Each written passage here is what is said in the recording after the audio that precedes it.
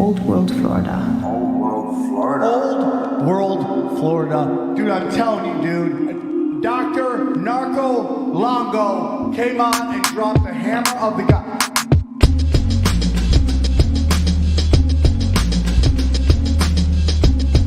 America's mother, daughter of Atlantis. God sent the weatherland. The devil sent the Spanish. Florida is Eden, the fountain of youth. Kali is deception. So Florida is the truth.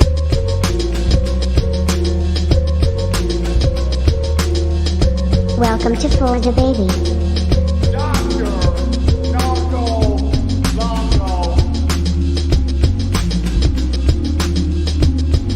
Florida, it is everything.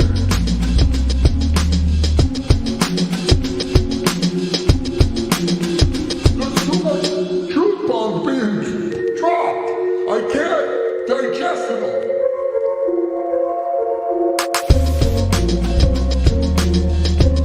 Old World, Florida.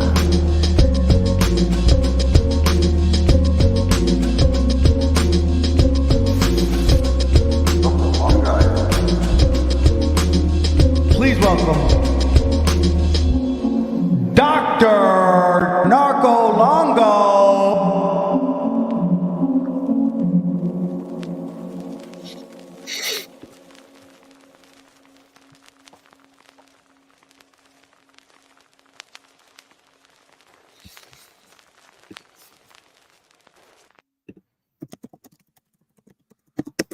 What's up, guys and gals? How's everyone doing out there?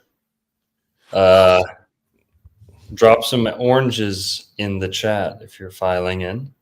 Good to see you, everyone. Thanks for joining us on Earth Day. It's Earth Day because it's the beginning of Taurus. Taurus is the first Earth sign in the zodiac. That's why it's Earth Day. And if you want to learn more about Taurus, go check out our Astro Chads we just did today at 5:30, premiered right before this. And we talk all about Taurus and personality, the astro etymology, where a lot of words come from. And now we're shifting gears. We're going to be talking old Southeast America lore, mystery, history, ancient occult secrets. But more importantly, we've got to address where I've been for a week and what's going on. And some changes and some exciting announcements. So not necessarily bad news, but downer news. And we've got some good news too. But basically, I was gone for a week because I got my first strike on YouTube. Now, they say it's because the thumbnail that I posted in a video had Adam being created, and Adam was naked. And believe it or not, they flagged that for nudity.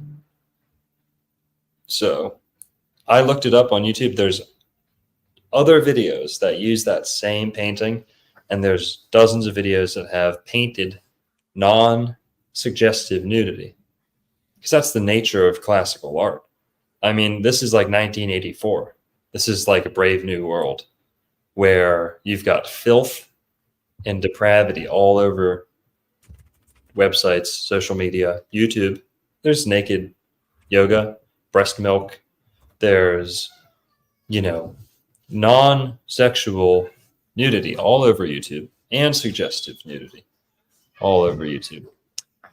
But basically, thank you.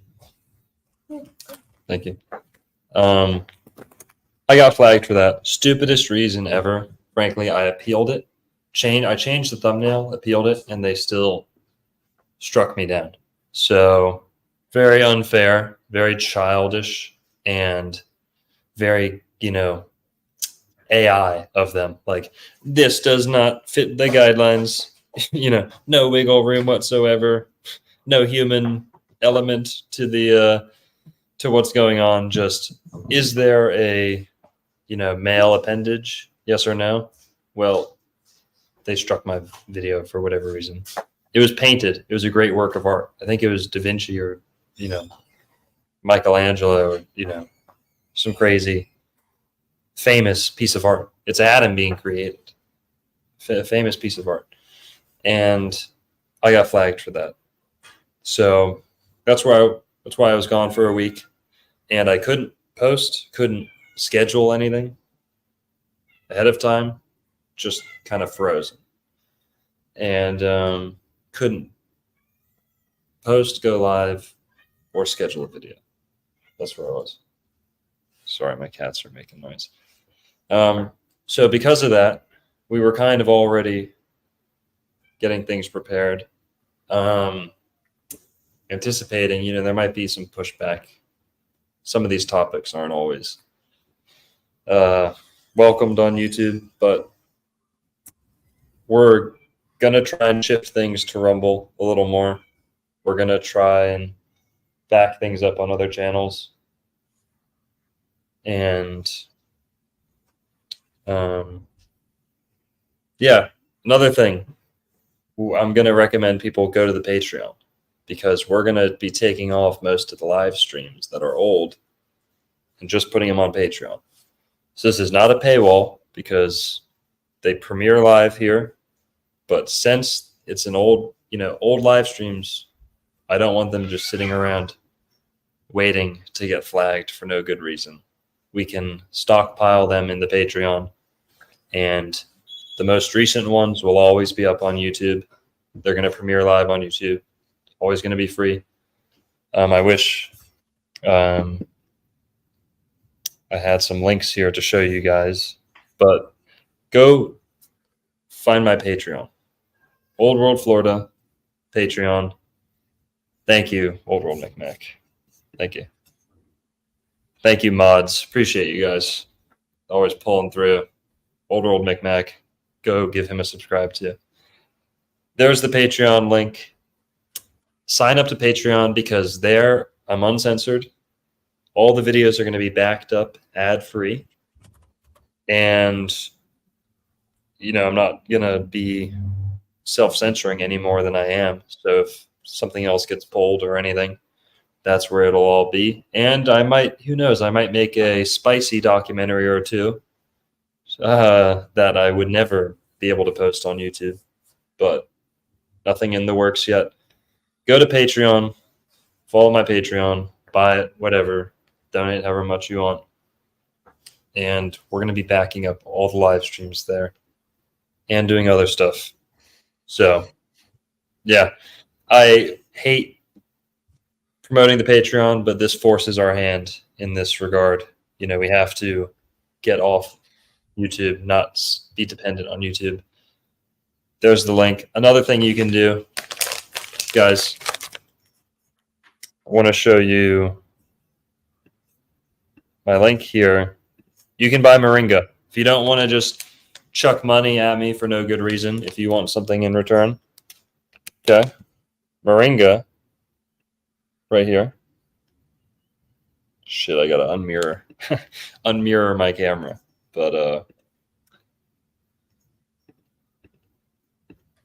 go to themoringaman.com. You can use a code Old World Florida. Moringa is a superfood. It's a powder, one ingredient. It's shredded moringa leaf. Amazing for you. And you can buy some of this. This, I get paid when you get this. It's made by a friend of mine from Florida. And I met with him. Super nice guy. He was on here for a live stream. Believe it or not, the first time I promoted this stuff is when we got hit with the strike too. So I haven't really gotten a chance to promote it, but go buy some Moringa. Promo code Old World Florida.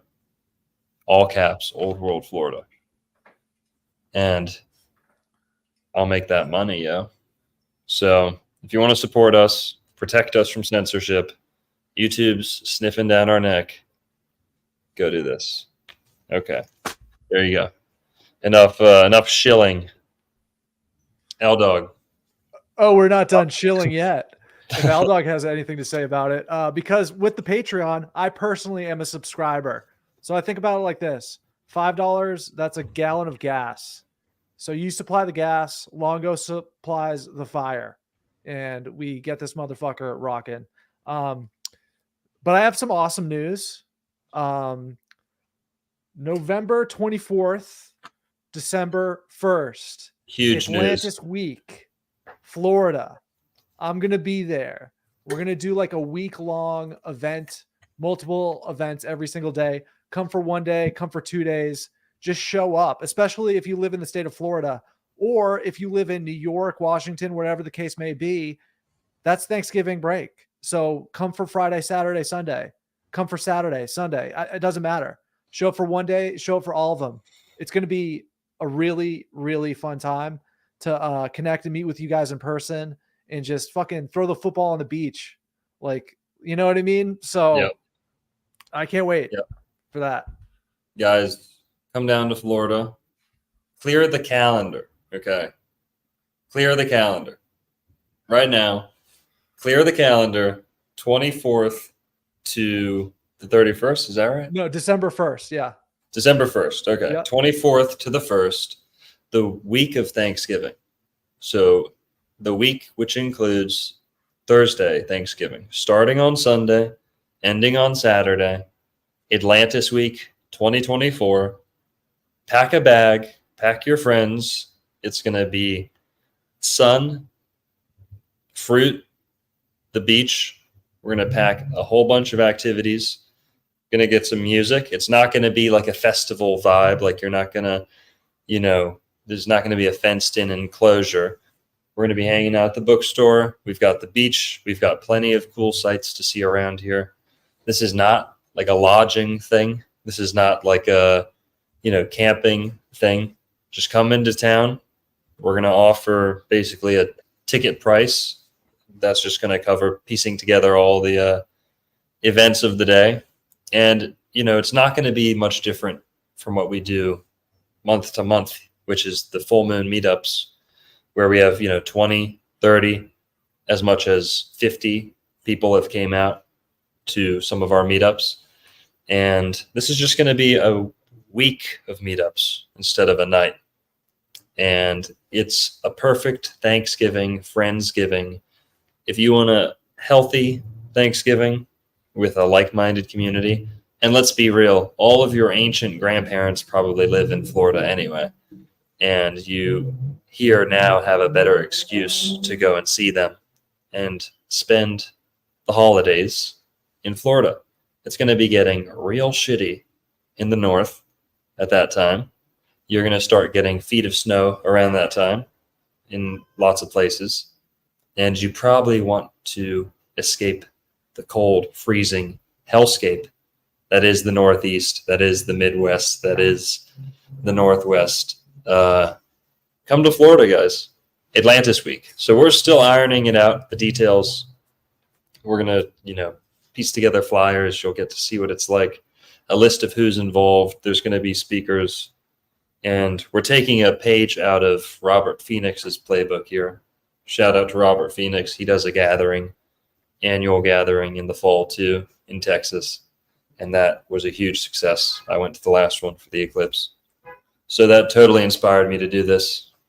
And we're going to make it make sense and be very, worth the money.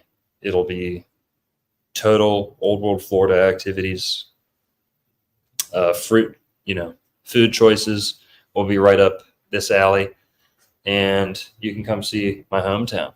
You can come see some of the coolest sites in Palm Beach, Florida. And we're going to maybe take a trip down to Miami, maybe take a trip to a spring. But Atlantis Week 2024, clear the schedule, okay?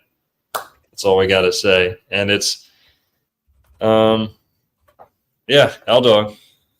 what else? Yeah, I can't wait personally. I think it's going to be an annual event. And it's not going to, dude, the cost is going to be minimal in comparison to what people pay for tickets and things of that nature. It's designed to get rocking. and have a lot of fun in the process. We talked for like 2 hours just thinking about all the cool activities we can do between the books. That's my scene, dude. My scene is an esoteric bookstore, a beach, and cool people hanging out. I mean, that's my vibe. Okay. So I'm going to be there all 7 days personally. Shall ya? And we're not going to drop any names yet.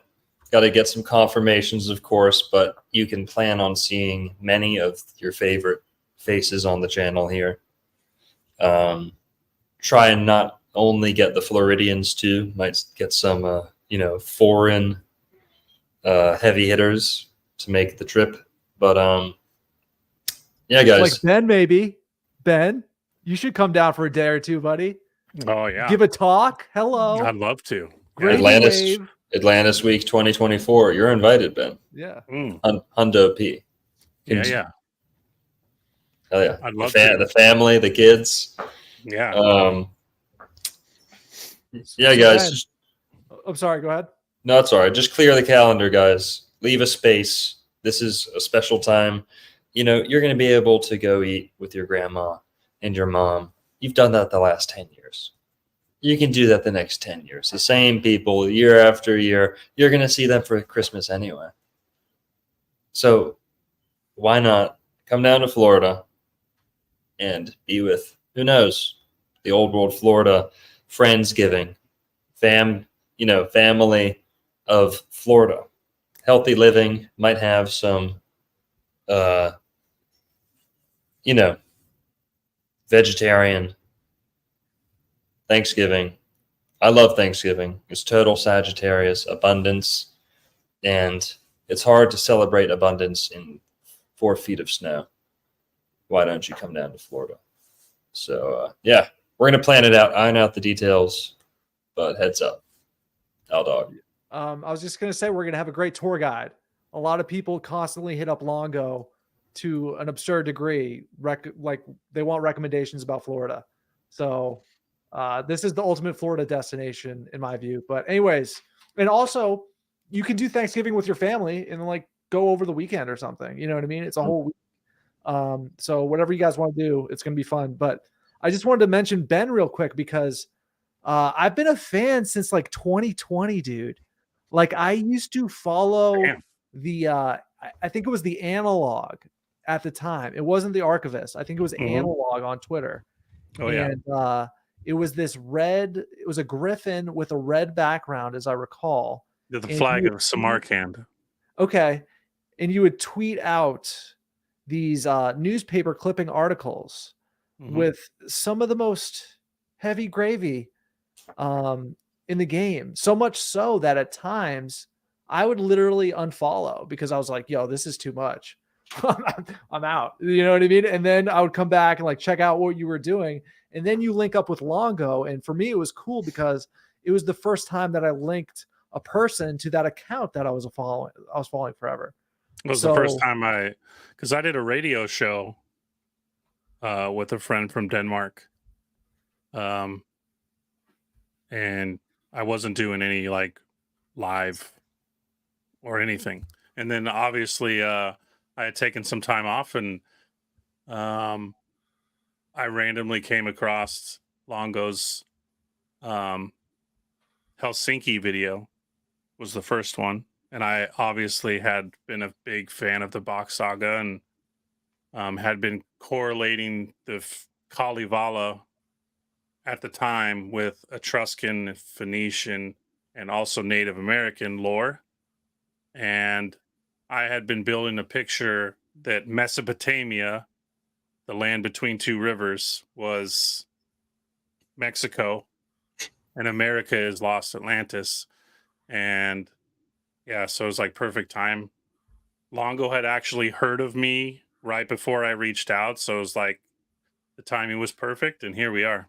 So yeah, that's pretty it's funny. Cool, man. I'm still looking at my tab pulled up here and I have my old logo. But yeah, it was the flag of Samarkand. It's a griffin standing over the Yellow River. Yeah. So one thing I've always wanted to ask you, man, is if you don't mind telling people a little bit about your process of these newspaper archives because they're mind blowing. Yeah.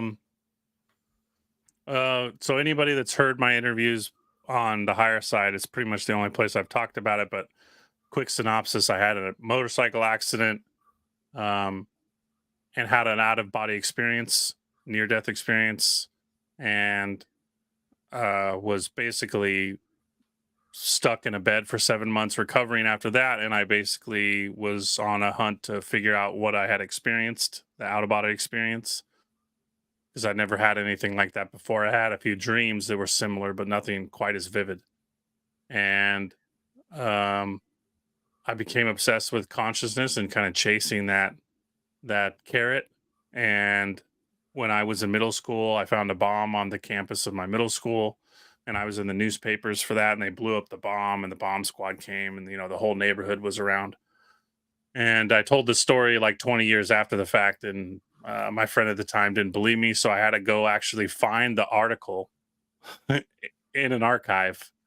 And the library was in the phase of digitizing. They were like, where you literally had to give them the date and they would go find you the actual paper. Like, they had a huge storage of actual newspapers, but they were like in between where they had been scanning all these papers one by one, right? So I was actually able to find it digitally, and I had always remembered that process and the lady that helped me. Fast forward, I'm a father expecting my second son, and I'm no longer afforded the luxury of reading religiously like I was at the time. And so I was really relying heavily on archives, especially the search aspect of archives. And yeah, so I just kind of refined that muscle I've been on Twitter for over 13 years now. So, and I've been posting newspapers for probably 7 or 8 of those years, maybe longer. So yeah, I was like, originally on Twitter, I was taking pictures with my phone of books that I physically was reading and sharing them with people. And then, yeah, it went into newspapers because I was trying to correlate an article that I had read about Astoria, a town in my home state, connecting it with John Jacob Astor and his family's drive to create this port town here and star forts and blah, blah, blah. So yeah, it was just wanting a more honest set of searches and information. And after spending enough time in the newspapers, yeah, you can see the body of work. For anybody that's been following me for a long time, I've been talking about newspaper stuff for a really long time. But as far as YouTube, it's not even like 1% of the amount of stuff I've been clipping and sharing over the years. Long answer. Yeah. Do you consider yourself kind of an oracle in a sense, like a seer in a way? Because you've been through some serendipitous experiences, dude. I've never been asked that. I don't really think. Again, we kind of talked off air about this a little bit. I tend to find myself, when it comes to books I'm reading or information, like finding Longo, right? I don't think that was like a coincidence. I don't necessarily think of any of it as coincidental. So am I guided to things? I mean, anybody who, I don't necessarily look at this as an art form, but anybody that invests enough energy into a specific craft will find that the more out of their mind they are, the more the flow happens. And I find that with anything I'm researching, the more I can get out of my mind about it, the more the material presents itself. If that makes sense. So I would say I don't consider myself an oracle, but I think I follow some of the tenets that go along with those types of meditative states, or whatever term you use to describe them. But yeah, material finds me.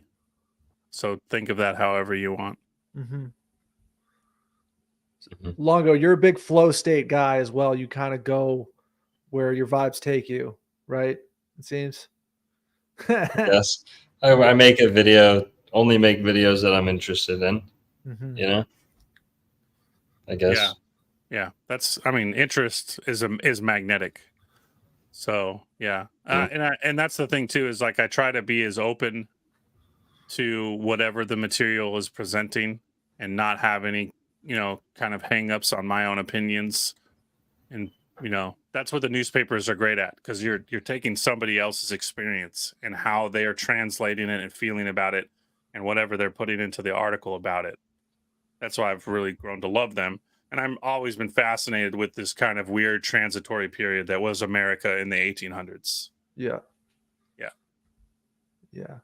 It's crazy to actually read letters back then in the advanced language in which people would communicate with each other via some of these letters, man. Yeah, we're going backwards. Yeah, it's tough. Middle English, like reading a lot of newspapers, especially in the 1700s. Middle English was still really popular up until the late 1700s. And yeah, it was like very poetic. Yeah. And people really thought about what they were saying and how they were expressing themselves. And yeah, that's definitely a lost.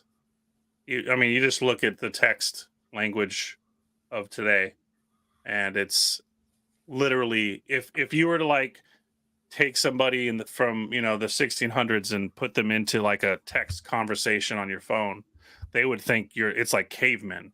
If technology was removed, they'd be like, what kind of a language? What? It's missing all of the flavor and euphemisms and metaphors that go along with how we used to conversate. So yeah, I agree with you there. I would say on the macro level, things are going pretty shitty. But I mean, conversations like this, guys like you, we're on the way back up, fellas, in a major way. That being said, I got to go. I got to be up super early tomorrow, but it was awesome to meet you. Longo, awesome times as always. Atlantis Week 2024. Subscribe to the Patreon. I'm going to buy some moringa tonight, and I'm going to eat and go to bed because I got to be up super early. But awesome times, guys. Later. It was nice to meet you. Have a good night. You too, man. See you guys. Good night, Al. Show yeah. All right. What a sweetheart. Yeah, he's great. He's been helping me for a long time. Let's get into. Let's do a recap. Research, guys. About this, yeah, and kind of just recap. Maybe talk a little bit about what you're working on, what's to come, since you already posted your thumbnail. You can give people a little teaser, and then we can talk a little bit about Jekyll Island, and then we can go from there. Sure, yeah. Thank you. Thanks for joining us, Ben, of course. Glad to have you back. Thanks, everybody, for tuning in. Pleasure, as always. Yeah. Well, Jekyll Island is the video I posted, I don't know, 10 days ago or so. My cats are going at it. Maybe 10 days ago or so. I don't know. Jekyll Island. We went to Jekyll Island. Made a video out of it. Everyone's kind of heard the Tim Bent's interview, and people may have heard of G. Edward Griffin's book, The Creature from Jekyll Island. But we really went there and spoke with employees, got some insight. Come here, Arion. Come here. Knock it off. And spoke to museum workers, got in a little bit of a confrontation. Not too much, but, really pressed them on the truth as to some of the claims that Tim Bent's made, like giant skeletons and child sacrifice going on at Jekyll Island. And we were able to substantiate a lot of stuff. So went there, saw Jekyll Island. But also, we've been in Georgia on and off these past couple months. South Georgia, North Florida. That's why we're talking about this. And something we also saw not too long ago was Radium Springs. So Radium Springs is also in South Georgia, like Jekyll Island. Jekyll Island, I should have said, is just over the Florida border. Only like 25 miles over the Florida border. on the coast of the Atlantic. For those who aren't familiar, Radium Springs is in southwest Georgia. So that's in the town of Albany. And my buddy Jeff lives out there, a little south of there, in southwest Georgia. So we went over and we saw it.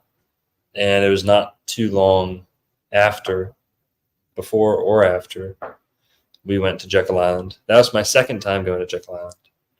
But we went to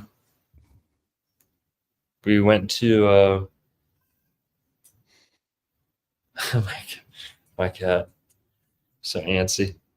We went to Radium Springs, which is, you can probably guess from the name, is filled with radium.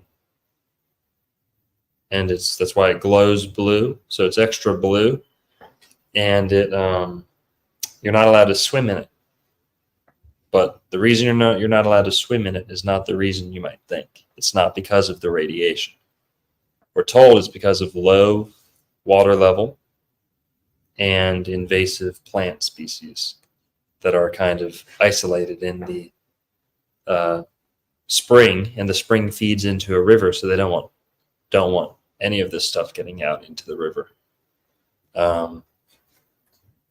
But Radium Springs we saw, and then I did another video about barbecue. So the Radium Springs one premieres tomorrow. Jekyll Island premiered like 10 days ago. And then barbecue video premiered today too. Barbecue video. And what can we talk about a little bit, to not get too deep into it, about the Temecula, Jekyll Island, and the barbecue stuff? Right. So the common thread through a lot of those is a tribe that inhabited North Florida and parts of South Georgia known as the Temecula. And the Temecula were a bit anomalous as far as Native Americans go, at least the way they're depicted in Hollywood and the history books. So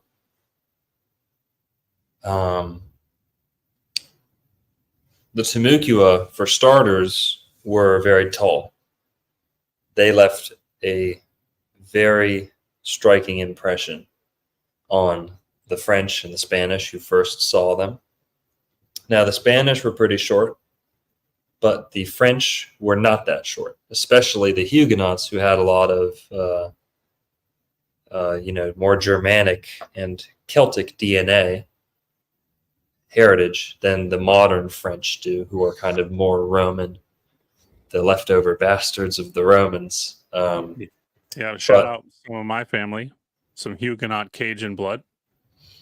Nice. And the Huguenots were pretty, not as short as the modern French or the Spanish back then. So when they say someone's a giant, they're not really. They were closer to 6 foot average, which was big, Yeah, obviously, for those times. right. I have evidence to show that the tallest guy with the Huguenots that came over to Florida was about 6'3". So that's taller than I am. And if he says someone's a giant, and they say in the engravings that their tallest guy was either a head and a half taller or a foot and a half taller than their tallest guy. So the Indians were taller than their tallest guy by at least a head or a foot. So very, very tall group of Indians. And another thing about them is they were very ornate. They had jewelry, necklaces, wristbands, cuffs, everything you can think of. They were very decked out in bling and jewels. And then also they were such master painters and clothing makers that the Spanish and the French said that their cloths that they wore, kind of like a toga made from deerskin, were painted better than the finest paintings in the palaces of Europe. So how about that? that they were painting deerskin in such a way, or staining it, tattooing it, I don't know, in such a way that it looked, you know, extremely opulent. It was masterfully painted, according to these guys. So they were very ornate and opulent as a people, very tall, striking. Some people say they had very dark skin. Some say they had lighter skin. Temukio was a language group, so it's hard to I've pin heard down. both. Yeah. It's hard to pin down. They say one side was very dark skinned, one side was very light skinned, and either way There you were look. even redheaded women in their tribe. Mhm. And another thing that's not talked about very often is that they practiced cranial deformation, or at least displayed cranial deformation. So who knows if that was artificially created. I've got a little thing here I'll pull up, if you don't mind. Please. Yeah. I mean, you can see the patterns. They're found not only in Chinese clothes making, but Peruvian. And we all know that studying the copper, which Michigan copper is found on Jekyll Island. It's been found in the mounds all over Georgia. It's been found in Peru. It's been found in China. That it'd be silly to think that the clothing that's found all over the realm, as well as the materials, that these Temukua weren't involved in an advanced trade with many, many cultures. Right. Now, this is a illustration of what the Temukua may have looked like, and this came from Jacques Lemoyne, and then later engraved and reproduced by Theodore de Bry. And you see just how tall these guys are depicted as. That's a chief. You've got a scene where they're taking their ritualistic black drink right here. That's what they did in the mornings, especially. They'd take like a group coffee or a group Coca-Cola, but this was no, light beverage. This was vomit-inducing.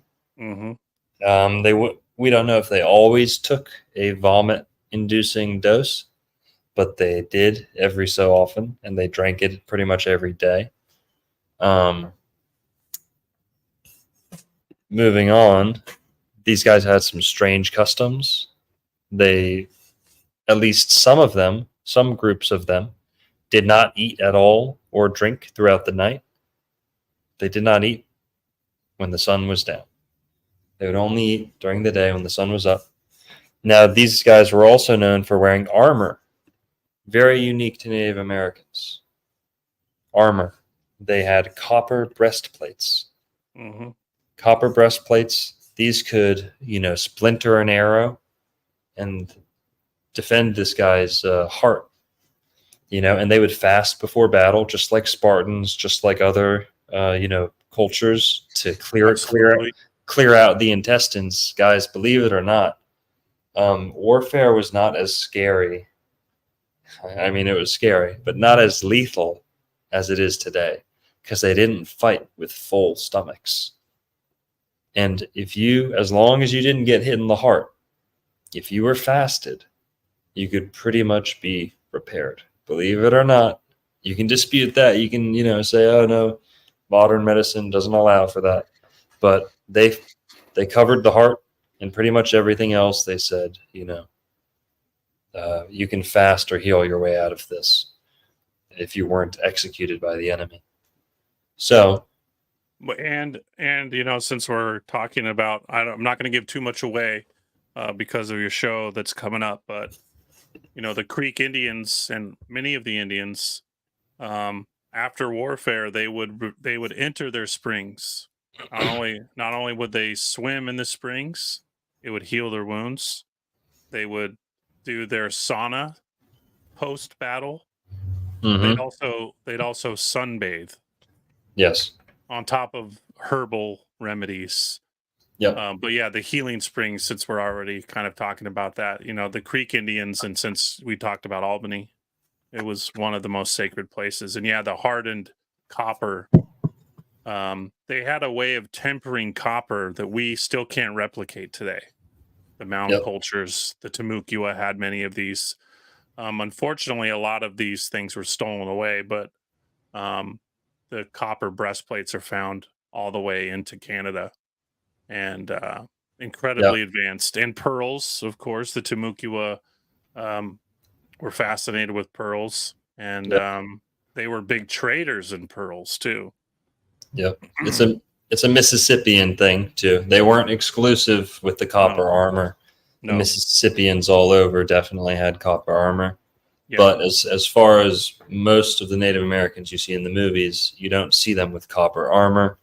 When the Spanish and French showed up in their ships, kind of the first guys they bumped into in the North American mainland were decked out in copper armor, gold jewelry, pearls, jewels. I mean, they were opulent, and their clothing was painted so finely, like I was saying. They didn't call them savages. That was not the impression they had. They were very much felt on par with these people, with the exception of the fact that they had horses and gunpowder and guns, right? Right. So this is what the Timucua are depicted like. Here's another depiction. Them worshiping a pillar left by the French, the Huguenots. Another Timucua depiction. You know, they're said to be extinct today. The Seminole claims part Timucua ancestry. But there's another example of the copper armor. We know for a fact that ancient people in Florida dressed like this right up into 1500s when the Spanish showed up.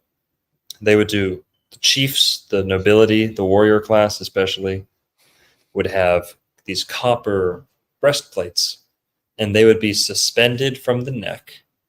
So the weight would be held from the neck, and then the strap across the torso diagonally fastened it to the body so that this guy could run and these would hug his torso. They weren't clapping around. You know, he could run and fight with his armor on.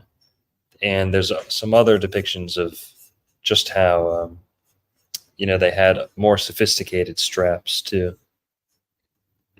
But painting of Florida giant Indians at the U.S. Capitol, the Timucua, some say averaged 7 feet tall. They ate a lot of corn. They had maize. They had varieties of corn. That was like a superfood back then. The Spanish would give it to their horses and say, holy shit, they run twice as far with half the food. Yep, radium corn. Corn with radium, guys. We're going to get into it. Absolutely. This is not ridiculous. There's something to the swamp water and the southeast. The fertility, the agriculture from the southeast United States comes from the swamp water. Radioactive. Radium Springs is just one of many. Here's another depiction of the Timucua. Another thing that needs to be said about them before we can move forward is that there was warriors, women, but then actually, according to some, a third of the population, as much of a third as the population, adult population, were hermaphrodites. Yep. Hermaphroditic. Meaning if you weren't a warrior, you were like a servant, like a non-male servant class is what they had, the system they had going on. So let's see if I might have a picture of one of these two-spirit, double-soul shaman style, third gender Indians. But barbecue, that's another thing we got to touch on here. The Timucua did barbecue. The word barbecue comes from the Timucua language. Now, I just posted a video about barbecue that debunks the Caribbean origins theory. Author Joseph Haynes wrote a book debunking the Caribbean origins theory. for barbecue. The Timucua spoke a dialect or relative of the Arawak language group, which was also used by the Taino. The Taino, yes, had barbecue in Haiti and Cuba and other places. And the French and Spanish did show up there first and encounter the word barbecue from the Haitians in Hispaniola. But in Spanish, it was translated as barbacoa. From the Timucua of Florida, it was barbecue. Barbecue straight into English and French as barbecue. In Spanish, it's barbacoa. And in Haiti and in other places today, you'll note that they have words other than barbecue that they say. So American barbecue came from Florida. This is, 100 nails in the coffin in the video I posted earlier today. Citing Joseph Haynes, his book, Caribbean Origins Theory, debunked. Barbecue comes from Florida. Why would they, deny that? Why doesn't that get the glory it deserves? Because they undersell Florida in every regard. They rob Florida and usurp it in every regard because it's not northeast enough. It's not English enough. The Spanish were here hundreds of years before, 100 years before the English, at least.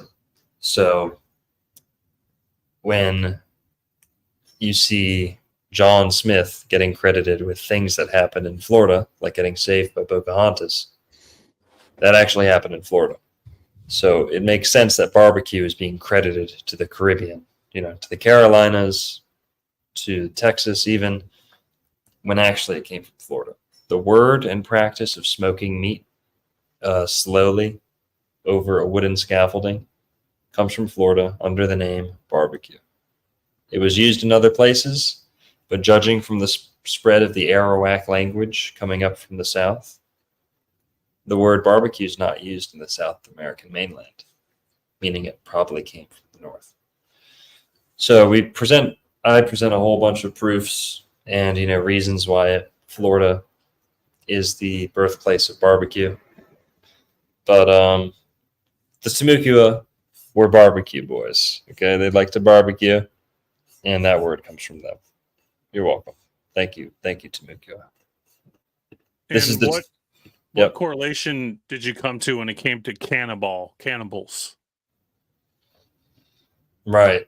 Well, the Timucua are not necessarily said to be cannibals, but with them barbecuing, and with Florida being the first place that the cow was introduced to mainland America, barbecue is identified. Barbecue identifies with the brazen bull and the brazen pig and these torture devices that human beings were once smoked in alive thousands of years ago, and probably still are today. Mm-hmm. But cannibal, that's its whole own rabbit hole with cannabis and canine and the Feast of Baal. Did you talk about this at all in your Taurus episode? Not really. No, I think we're going to save that for Cancer. Talk about cannabis, canine, cannibal. Canis Major, yeah, of course. The dog days. Mm-hmm. Yep. If you had to attribute the Timucua to a, quote, biblical designation, who would they be? Right. I see where you're going with that.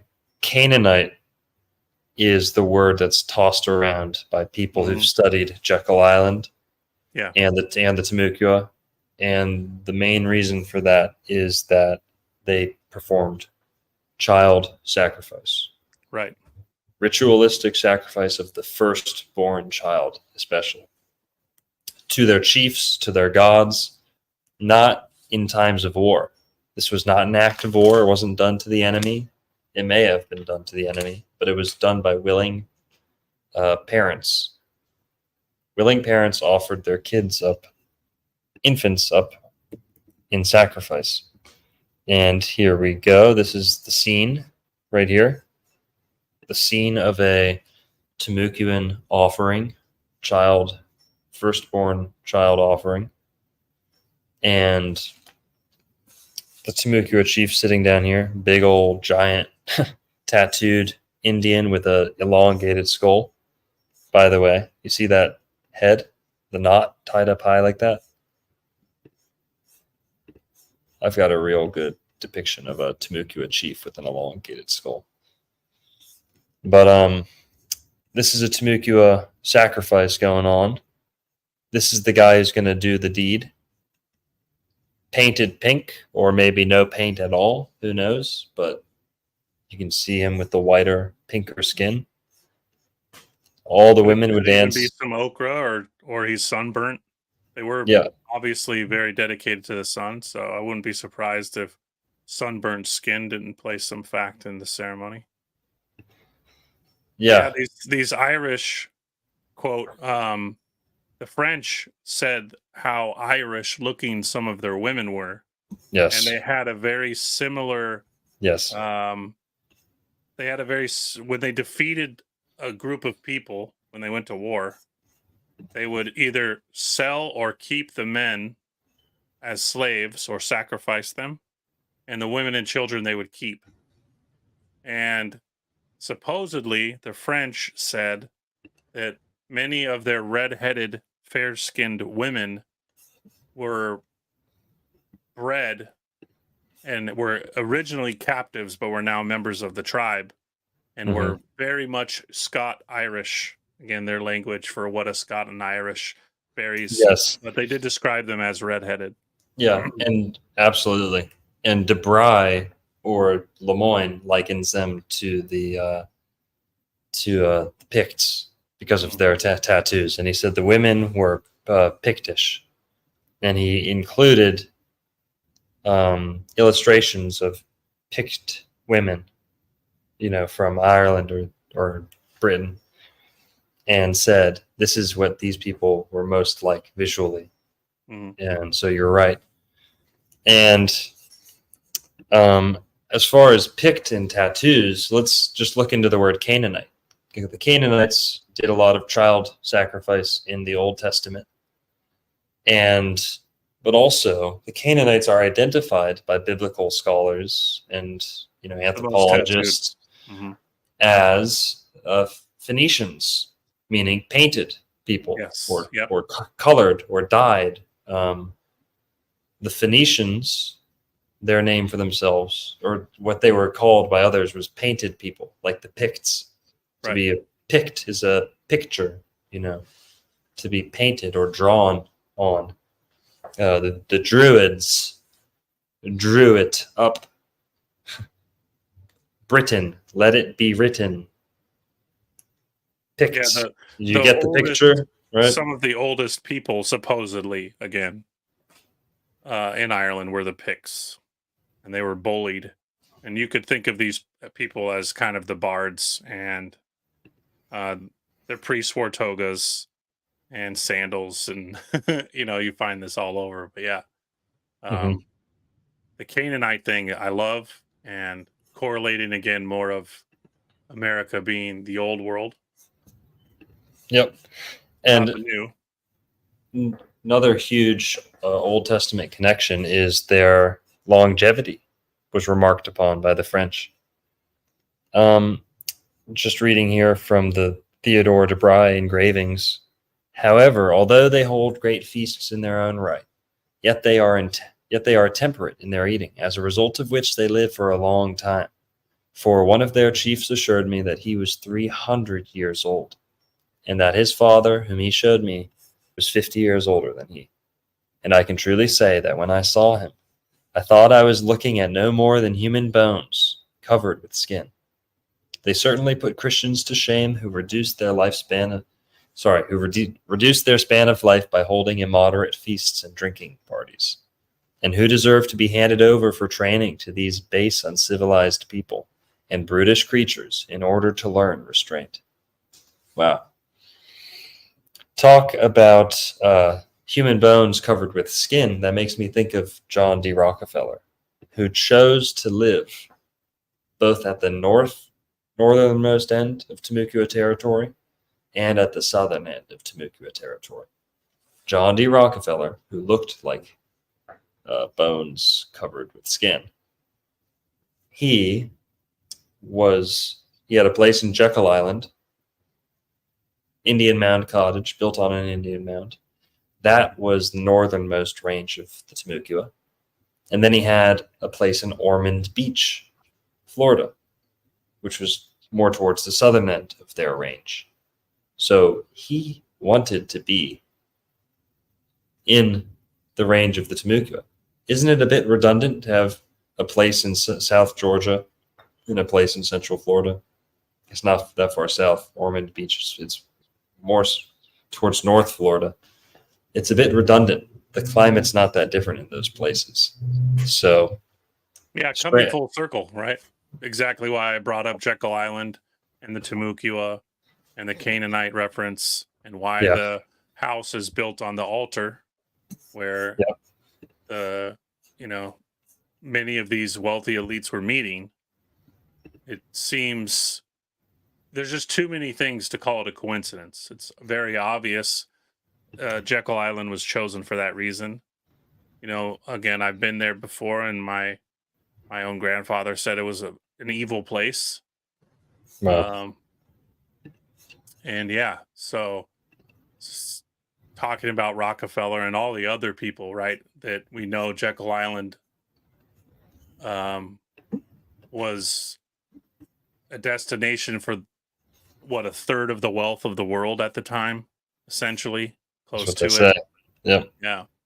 And why that is, and what kind of deals you're making when you're signing the kind of things they're signing, right, on altars where these quite evil sacrifices of the firstborn. Now, you chase the firstborn sacrifice. It's not just a Timucua thing. It's found all over the globe. And often it's kind of this precursor or underlying thing that connects the biblical Canaanites with this Timucuan practice, as well as, again, the Canaanites were described as tattooed, tall, slender, athletic, and long living. Wow. So yeah, no coincidences there. And slayers of dragons, right? The land of the Drake. Yep. I forget, you mentioned this before, but the stories of the dragons slaying the dragon, right? Yeah. They'd go hunting for these giant alligators, right? Yep. And Yeah. Go ahead. No. Sorry. Continue. We've talked about the giant alligator stuff before. And, America was also known as the land of the Drake. On ancient maps, Florida was labeled as land of dragons. Your video on giant alligators being dragons, it correlates, right? Because off air, we were talking about St. George. And what is St. George famous for, right? He slayed the dragon. Look at this. You got this article. I completely neglected to put that into the Jekyll Island video. Look at that. Speaking of the Canaanites, a lot of comparisons, links are made between Jerusalem and Jekyll Island. For starters, they're on the same latitude, 31st degree parallel north from Jerusalem to Jekyll Island. When you cross the bridge from Jekyll Island into the mainland, you literally arrive in Jerusalem, Georgia, a town by the name of Jerusalem, on the same parallel as Jerusalem, Israel. Now, the Canaanites occupied Jerusalem for a long period of time, and child sacrifice was conducted there, and a lot of usury was conducted there. The Canaanites were known for instigating usury and predatory banking practices. Now, Is it a coincidence that Jekyll Island was chosen as the place for the conception of the Federal Reserve? No coincidence at all. No. And I make a lot of connections to Jerusalem, Jekyll, and Shekel. I mean, Shekel Island. Jekyll is shekel. Shekel is the currency of Israel and has been for thousands of years. Lots and lots of connections. I just came across this. I completely forgot to put that in.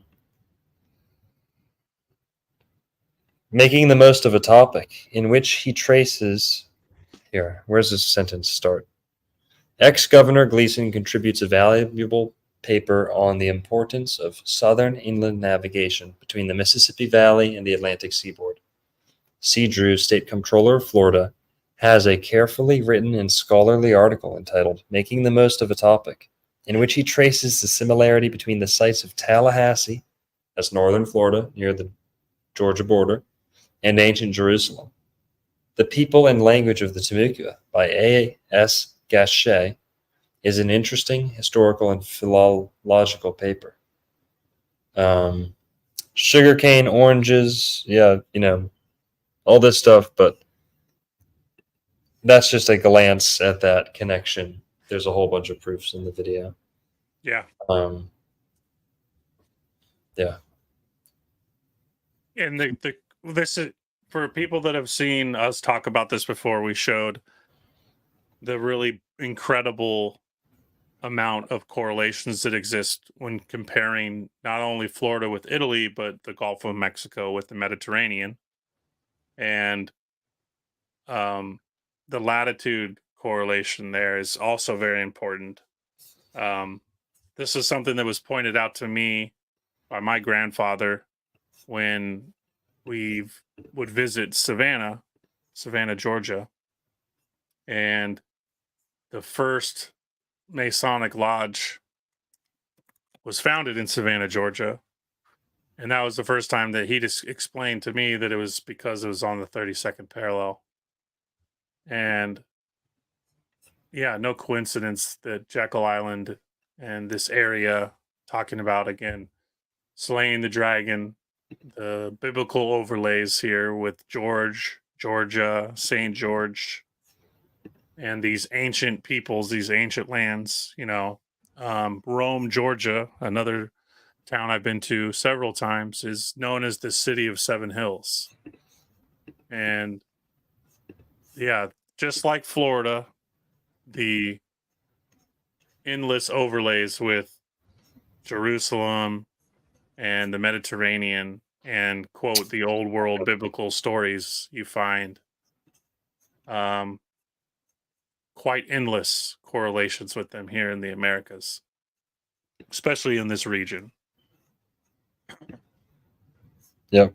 It's pretty lame. You can't see my controls as I'm zooming in here, but it just showing Jekyll Island and Jerusalem are on the same parallel, 31st degree parallel north.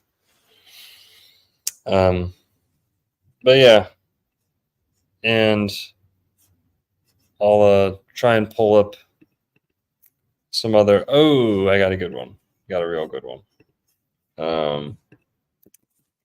Canaanite connection that didn't make it into the Jekyll Island video. Mm-hmm. This one's crazy. Boom. The Temecula had a 10-foot owl. Yes. Which is found on other islands in Florida, which we've talked about before off air. So this was found in Hontoon Island in Florida. Yep. And that's an inland island, but still within Temecula territory. Now, this was found underwater, so is this thousands of years old? Does this predate the Temecula that we know? That maybe it could be their ancestors. But this thing was unearthed or taken out of the water like a bog, muddy bank or something like that, in the 80s or 60s, 70s, judging from the black and white picture. They say, 1955. They say it was made around 1350 AD, so not too long ago. Of course, how can they really determine that? But this was found in Timucua territory.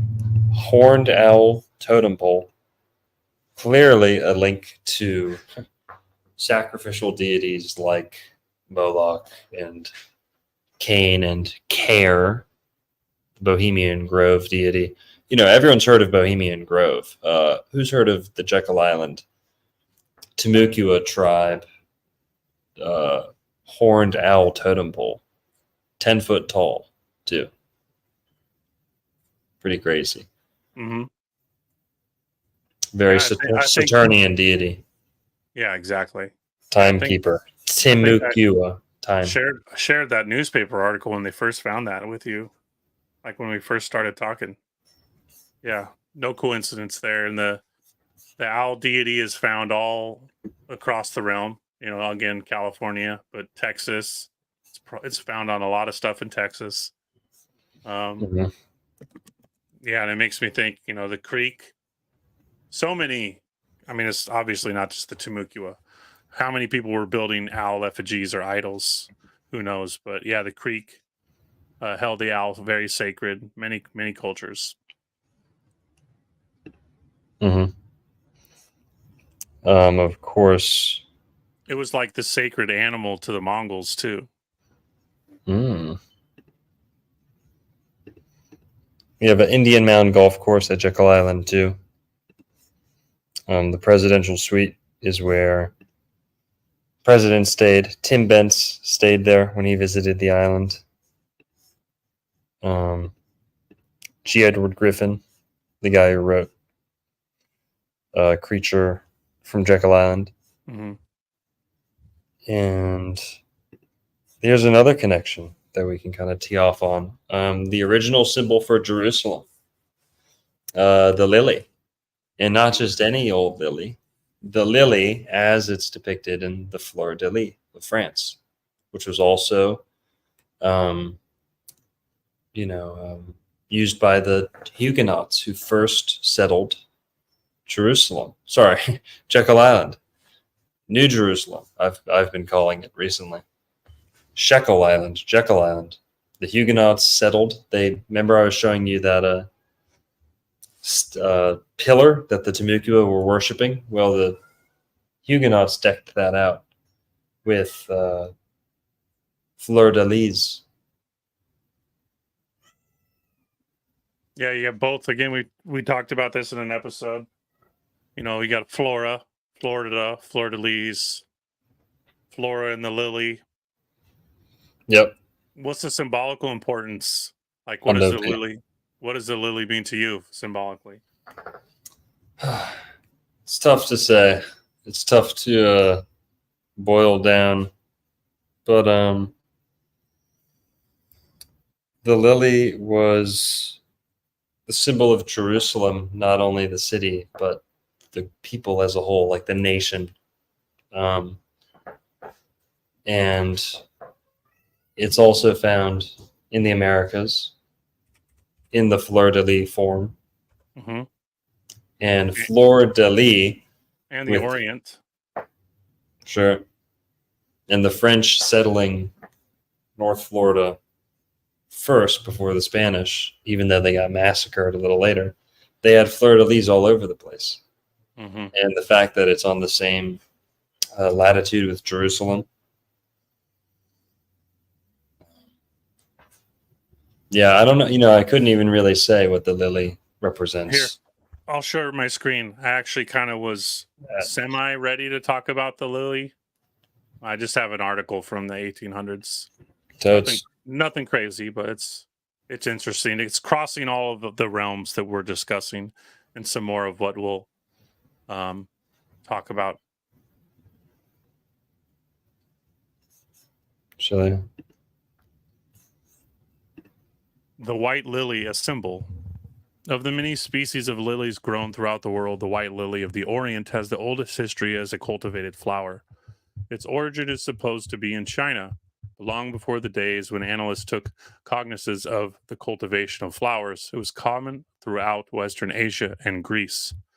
It is the lily generally referred to in the Hebrew scriptures, although commenters say that the little lilies of the field, spoken of by Jesus in the Sermon on the Mount, were the red anemones, with which all the hills of Galilee are dotted in the spring.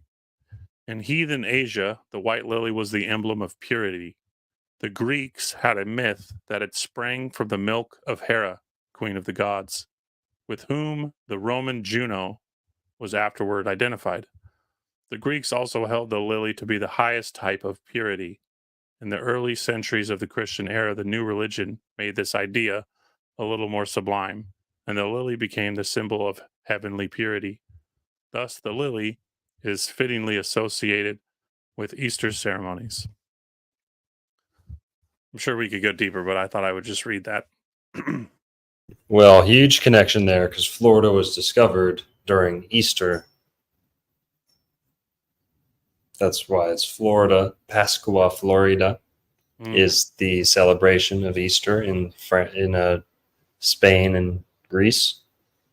Pascua Florida is their Easter festival, and Florida was discovered during that celebration. So yeah, it makes sense. Yeah, and obviously we talked about the revelations of it being corn too, and that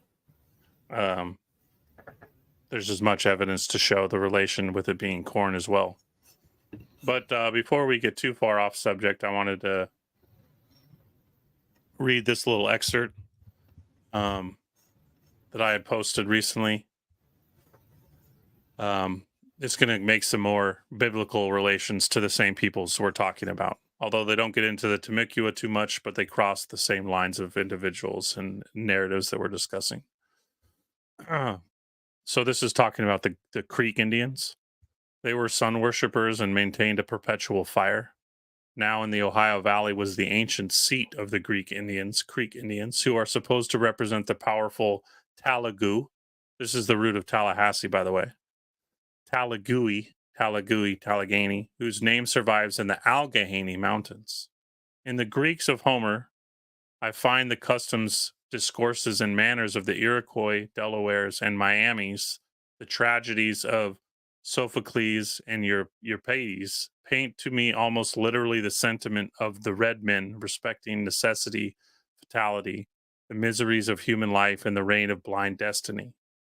Recently, in translating the New Testament into the language of the Creek Indians, the construction of the Creek language was found remarkably like the Greek.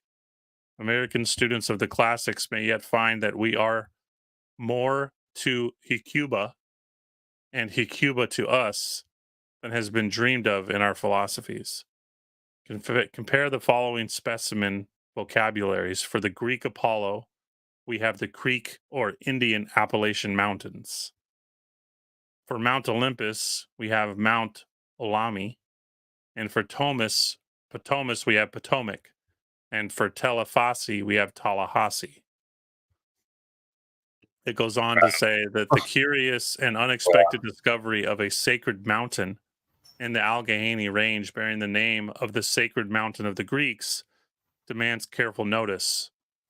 The more so as the search for it has been made necessary by the myths of Ophiuchus. It turns up exactly where it ought to be for the elucidation of those myths. One must be slow to believe that the celebrated mountain of Greece can have had its mythical antitype in the mound cities of North America. But let the remarkable coincidences connected with the two mountains be studied.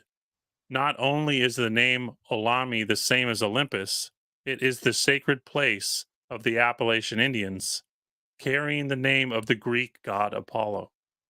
These Indians are worshippers of the sun, but Apollo is the sun.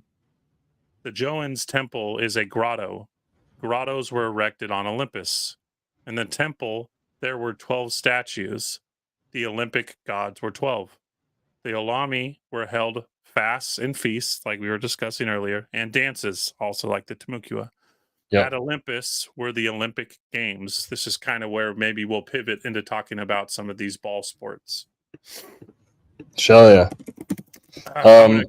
Dude, no, dude, you're fucking knocking it. You're knocking it out of the park. This is a nuclear bomb drop after bomb drop after. I mean, I don't think you've ever shown this specific one to me. I mean, I know we've discussed all these concepts, but this is crazy. Yeah. No, I text them to you, but this is kind of what I off air said that this is kind of what I was going to lead into when we talked about connecting ball sports with all these separate religions and cultures and peoples and bringing it back to America. And we'll wrap it up probably talking about golf and St. Andrews. Oh yeah, and the correlation there. But dude, I just jump in with something that stands out. Yeah, no, I just had one. I saw a comment, about Athens and Athena and the owl, and Minerva also comes up, but the as far as the Greek connection goes, every state that used to be under Greek territory has a city by the name of Athens. Mm-hmm. Yeah, shout out Athens, Georgia, another one of my favorite cities. Lots of Grecian overlays. And you want to know a funny story? You know how the Greek lost all their land? How did they? We're told that they lost their land to the British, right? That they were duped and double crossed. But they lost 90% of their land in a ball game to the Cherokee tribe. Wow. Yeah, they used to gamble. So if they had like territory disputes, they would settle it on the ball court, just like the Greeks. And when we think of the Roman Colosseum, the Greek Indians, just like the Greeks, at the center of their villages was the arena. Wow. And the Olympics, the Olympians have their mirror here. There were ceremonies where tribes would come together and have what would be called the Olympic sports. The Timucuan were very athletic and trained day in and day out. They trained for their physiques and athletic prowess in many sports. Yeah. Yeah, and they battled with the Creeks and the Cherokee and many other tribes. And this is, again, we can connect this with Gotland, and you can draw so many branches. We're talking about Canaanites and shekels and finance. Well, you can correlate these same peoples and mythos into law, the system of law, right? Because we talked about Gotland, how important the land of the goat was when it came to admiralty law, which found its way into the Gulf of Mexico, or probably reverse, came from Mesoamerica. And yeah, the correlations are pretty nuts. But the ball courts, that was the I can't remember what I titled the video for this to be, but it was something ancient ball courts of law. And this is how they solved their disputes. This is the court of law. Literally, the court of law was the ball court for these tribes. And this is from California to Florida. In fact, some of the most ancient ball courts are found in Arizona. Wow. Well, let's just guess where? Guess where the oldest ball court in America was found? Pinal County, Arizona, of course. Wow. Well, when you say ball and courts, the word court goes back to Libra. Okay. Mm-hmm. Libra, it rules courts of law, courts of measurement, and quartz, the crystal. Clear quartz is Libra. Really? I didn't know about the crystal. Isn't that funny? That's great. Courts of law, Libra rules. Everyone knows that. That's why the balance symbol is the scales. Scales for the court of law, and then courts of measurement, because you measure. Metrics. That's Libra. And by the way, why is LB What does LB mean when you're weighing something, guys? Yeah, pounds. Yeah. LB, Libra. Yeah. And that's why LB. so many Masonic symbols are Libra related. Wow, good one, Fourth Emperor. Courts, and sports. And the ball, as what is Libra's function? Balance. So the court system is the balancing act. Yeah, well said. Absolutely. It's the ball game. Yes. Lawyer. Yeah. Okay. Yeah, the story and with penal, Greeks. dude. Oh my god, Yeah. the penal. Yeah, I just put that together. Penal code. Me too. Wow. Yeah. Penal. Wow. Thank you. Here. And good Rome, comment. right? Why would the penal relation to Penal, Florida penal. Fuck. and Arizona and Rome That's a good one. encapsulate not only the Libra signs, the Masonic emblems, but religion, right? Because you remember when we talked about Hoover Dam and the six-fingered, six-toed giant wearing the mitre, the bishop's mitre that was found where? In Pinal County, Arizona. Yep. Florence is the city in Pinal County, Arizona, right? In Tampa Bay was called what? It was called the Venice of the Gulf. Yep. And that's Pinellas County today, but was known as Pinal or Pinal County before, and they switched it to avoid confusion with Arizona. They made it Pinellas. Yes. Instead of Pinal.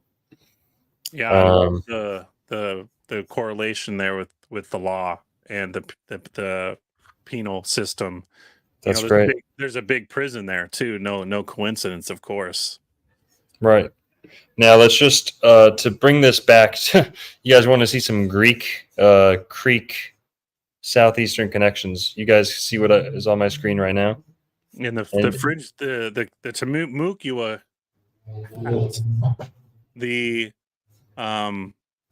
the French kept calling it the Phrygian hat, and they were like, it's the same hat that the Greeks and the Chinese wear. Right. Yes, I've got another picture of that. I want to show here. Look at the pipe. Okay.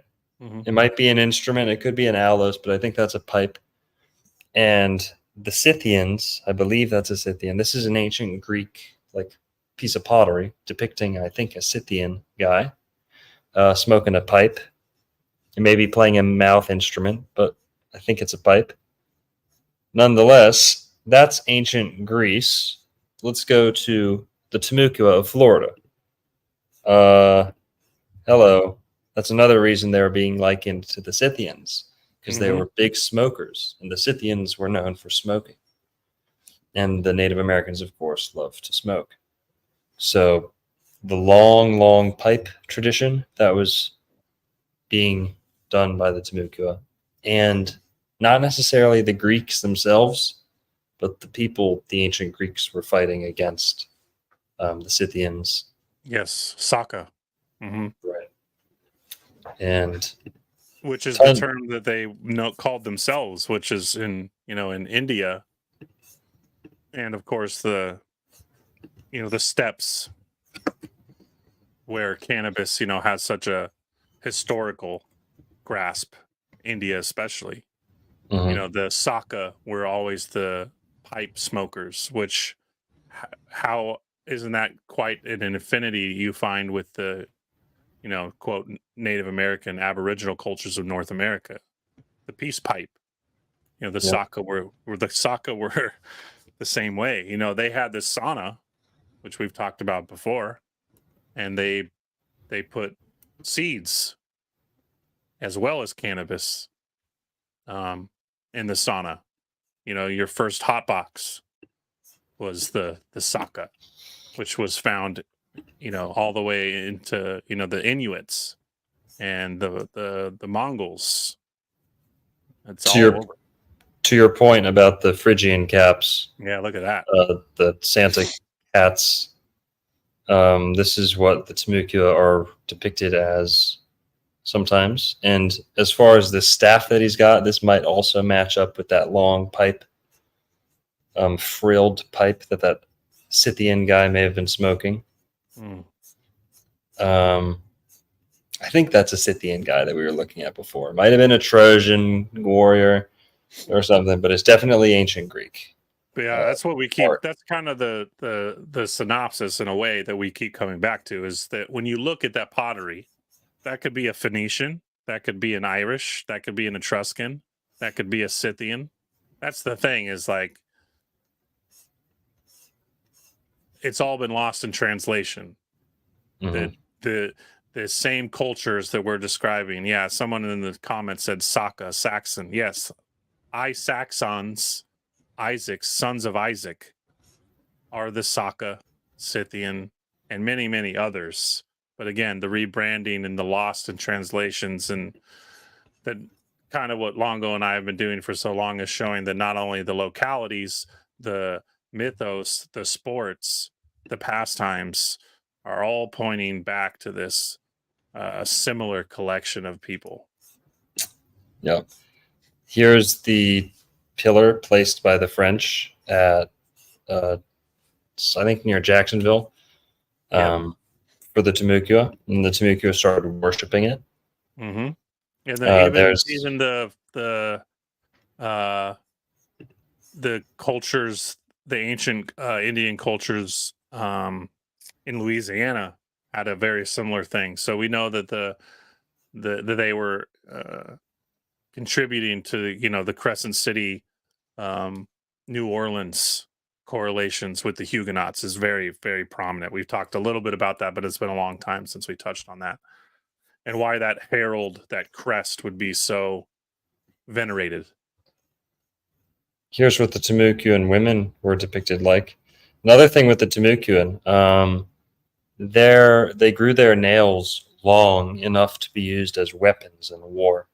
The men's nails were so strong and so long and sharp that they could use them like a weapon. They could charge into combat barehanded, as if it were a club or a sword or something. It's so good as a weapon. And the women were said to be strikingly beautiful, but tall and big, Amazonian in stature. Yeah, the Spaniards said that the shortest Timucuan woman was as tall as the average height of their men. Mm-hmm. They had a lot of strange customs too. They tattooed extensively as well. I'm trying to find a picture here. Good picture of Timucuan guy with a elongated skull. Old etching or engraving. But they used, if you notice here, compound bow. They're a lot of times depicted with a double curve bow, not compound, double curve or recurve bow. Excuse me. Yeah, they were so large, and the weight of the pole was so hard that not even the strongest Spanish man could even pull it back. Right. Like 200 pounds. That's a guess. They didn't say the pounds. That type of verbiage wasn't used. But you could imagine, the average height of a Spaniard was 3'3", right? 3'5", or 5'5", sorry. 5'3", very small. And you imagine picking up a bow that's 4 feet long. Oh, they were 6 feet long. Yeah, they were 7 feet. 6 feet, yeah. 6, 7 feet bows, yeah. And they could stick them, a foot into a tree? I mean, you imagine. Yes. No, their arrows would go straight through a tree. They said that. They all reported that, French and Spanish. Yeah. So, incredible. And then this correlates, too, with the that culture they found in Florida, the group of Indians who were related to the Timucua, but were of a different tribe. And they built that temple. Remember, I told you about the Temple of Pearls, with the 12 giant statues outside, and the Spanish described it as a mosque, worthy of Rome. Temple of Tolameco. I think they were Appalachians, maybe. I forget. I'd have to look that up. Yeah, Tolomeko. I could pull that post up. I still have it, but yeah, same thing. Same peoples. They described them as some of their women were redheaded, fair skinned, very tall. While you're looking for pictures, I'll just finish these two little excerpts here. Totes.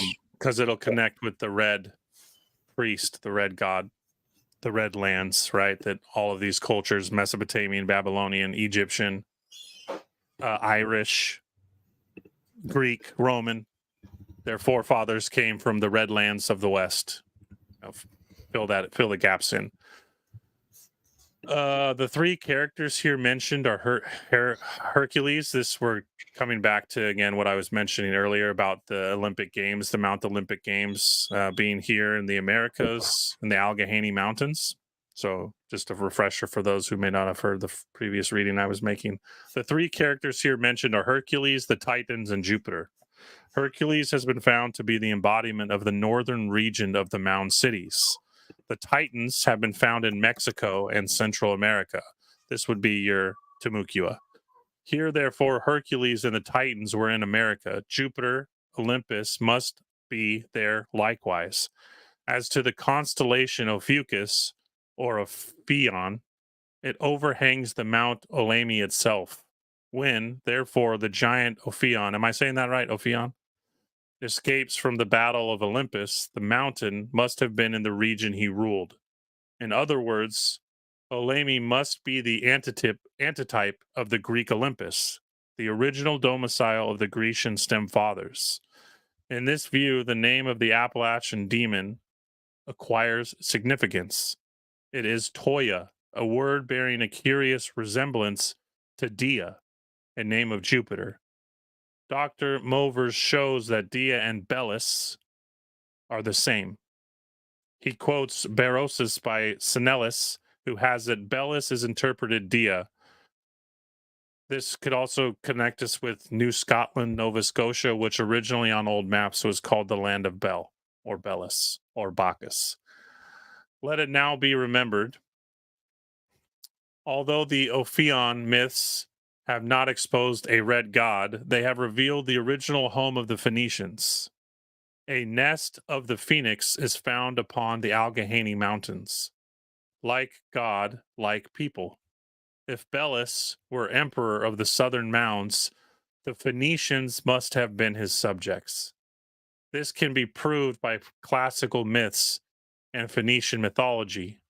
The Greek family of Phoenix Springs from Agnor and Telephassa, this is Florida, Georgia, what he's describing, the Phoenix Springs, the springs of rebirth, the fountain of youth, all of these things we've discussed before. Agnor is the son of Neptune and brother to Belus. This might be beyond the localization, but the moment it is found that Belus is at Mount Olamy, it may be suspected that his brother Agenor is somewhere in the neighborhood. But a lady god is sometimes more easily found than a gentleman god. It is so here. Telephassa, or Tallahassee, has no parentage. All that is said of her is that she is a nymph, but as such she must be American, and ought to be a river. This certainly is very curious, for many good maps shows that a river of that name actually has its spring in the Allegheny Mountains. Tallapoosa is, to this day, the name of the upper half of the river, Alabama. So yeah, I'll just stop there. But yeah. Do you want me to keep going, or I think you're on mute if you're talking? Yeah, my bad. That's crazy. Feel free to keep going, Jill. Yeah. Yeah, this is the last one here. No one will deny that this allocation of the Phoenix stem fathers is a great breach of received opinions, and that the theory certainly requires confirmation, but it can be conveniently studied by the myths of Cadmus, who is one of those fathers, being a brother of Phoenix and son of Agnor and Telephassa, and who ought therefore to stem from the river in question.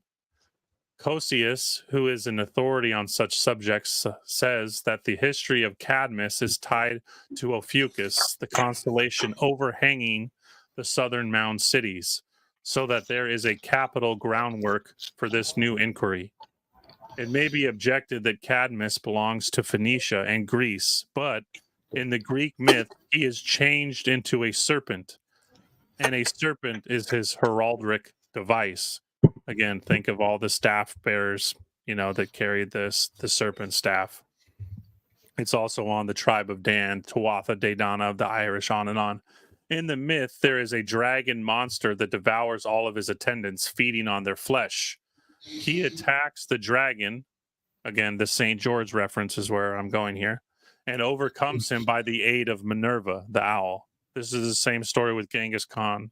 Genghis Khan overcomes his enemies with the help of an owl, and sows his teeth in a plain, and armed men spring up. He throws a stone among them, and they kill one another. All perish except 5 who help him to build his city. This is sufficient to justify his localization in the Serpent Land, but it does not bring him into the southern mounds and their history. That is done in the Phoenician myth. In that myth, Cadmus is a cook in the palace of the Phoenician Baal Salmon, while Hermione, his wife, is a fifer. Not sure what that means, but that does not fix the locality of the palace.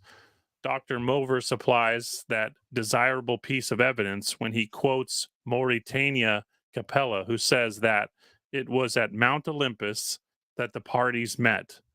Now, it is certainly very curious that this brings the Syrian and British Baal Salmon, the heavenly bell, into the same spot as the Greek Belus, and both of them at Mount Olami in the Allegheny Mountains. The coincidence is very remarkable.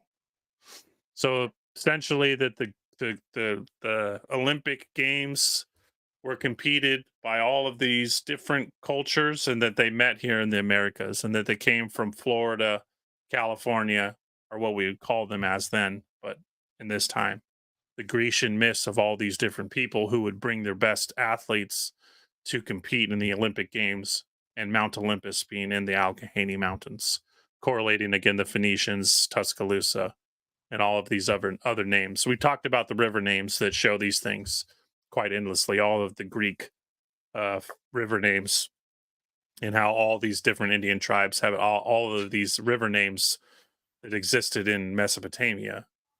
But yeah, so thanks, listeners, for tuning through some reading, but I think the time was right to read that one.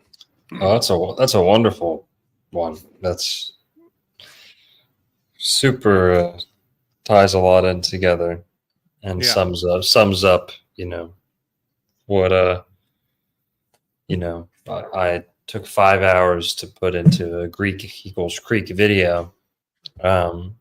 People remarked on this like it was everyday knowledge 150 years ago, that the Cherokee, their ancestors had Spartan lineage, a Trojan lineage, some stray, after the Trojan War, someone didn't make it home. There were theories all over the place, but people really knew that there was a Greek thread to the Creek Indians and the Muskogee related Southeast United States, especially. Yeah. I want to show a picture here. We brought up their skull shape earlier. This is from Amelia Island, Florida, which is pretty much one of the northernmost islands in Florida. There's a large star fort there today, or near there. Dorian dig site, and you can see the shape of some of these people from thousands of years ago, hundreds of years ago. That's a pretty large skull. Not necessarily as long as the ones from Peru, but definitely elongated, more football shaped. Pretty crazy. Yep. Yeah, I talked about this years ago when I was doing kind of a satire overview of the Coneheads and showing the Phrygian cap wearers of the Scythian, that just like the clothing you were describing with the Timucua, the hats they wore, again, were found all over Scotland, Ireland, Mesopotamia, China. Even the Chinese were known for wearing hats like that. And, this kind of conehead narrative of these extraterrestrial advanced race that lost its homeland. Like if you look at the movie Coneheads and the narrative there, it's they have advanced technology, all of these things, right? That and they're tall, blah blah blah. But yeah, we've talked about the UFO Aryan alien overlays, and that many of these Phrygian Aryan connections are quite interesting and worth exploring. Maybe someday we'll have to talk about that movie. Yeah, I'm looking up, trying to find this elongated skull. Another one, an engraving of the Temecula with an elongated skull.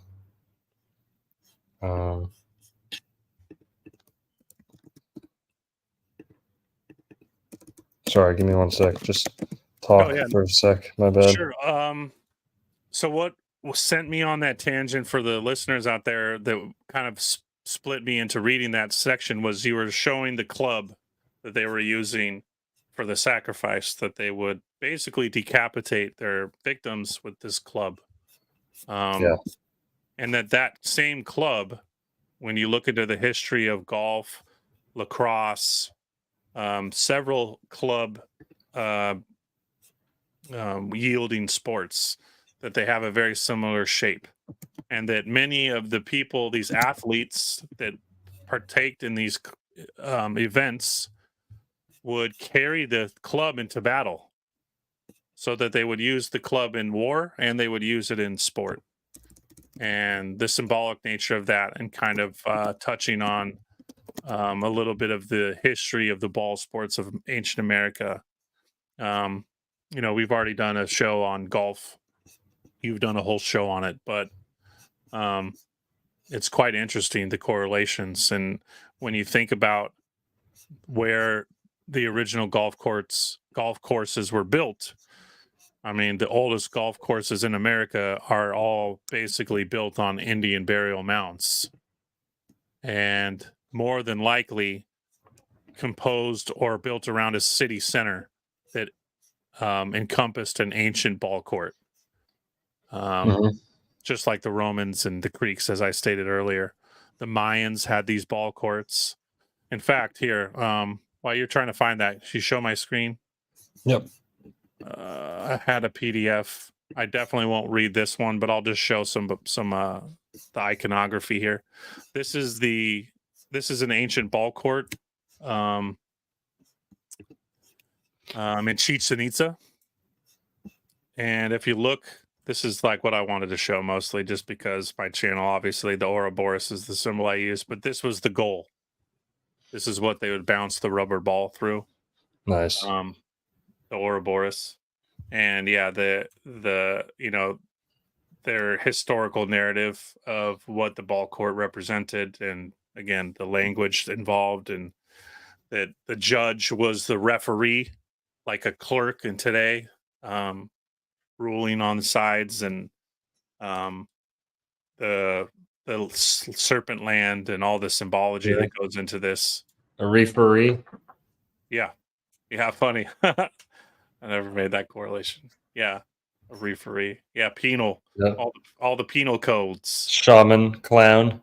Well, in the Mayan, they would you could win your freedom. This is like what's that movie series that's really popular with the kids that can win their freedom fighting in these sports, these arenas? Gosh, I don't know. I've never seen the movies, but I know.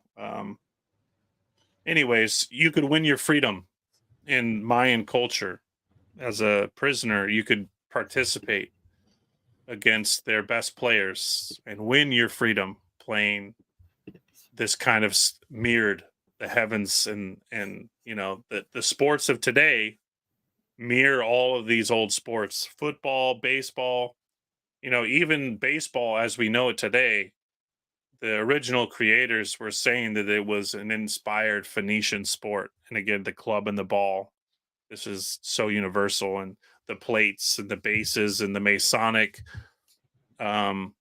iconography that's used. And yeah, we won't have time to get too deep into all the details, but I had one good one brought up.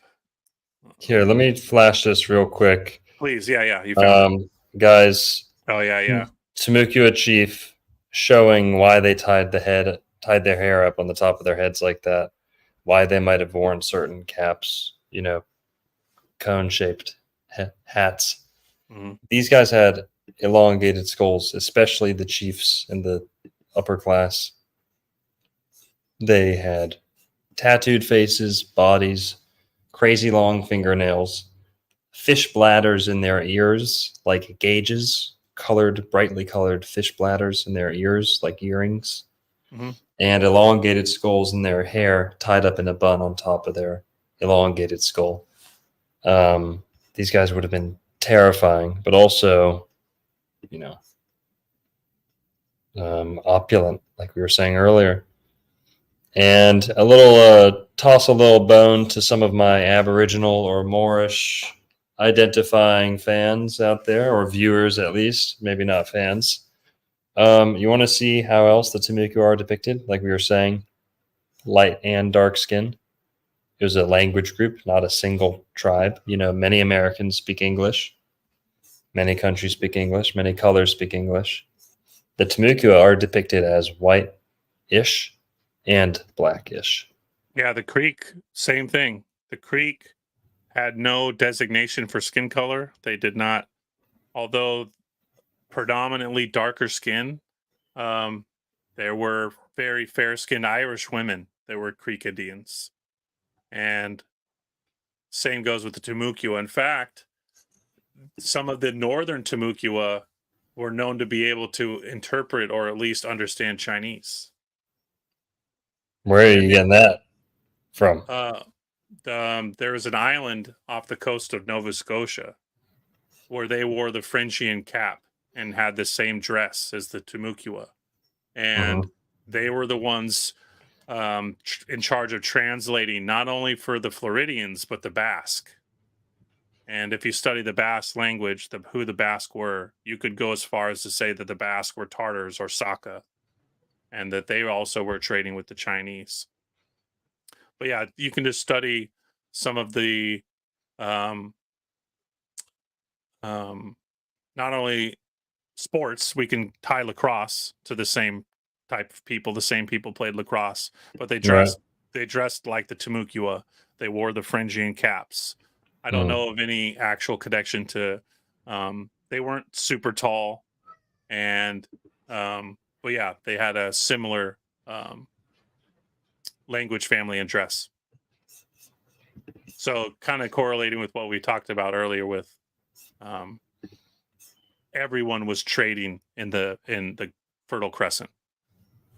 Everyone was coming here. Yeah.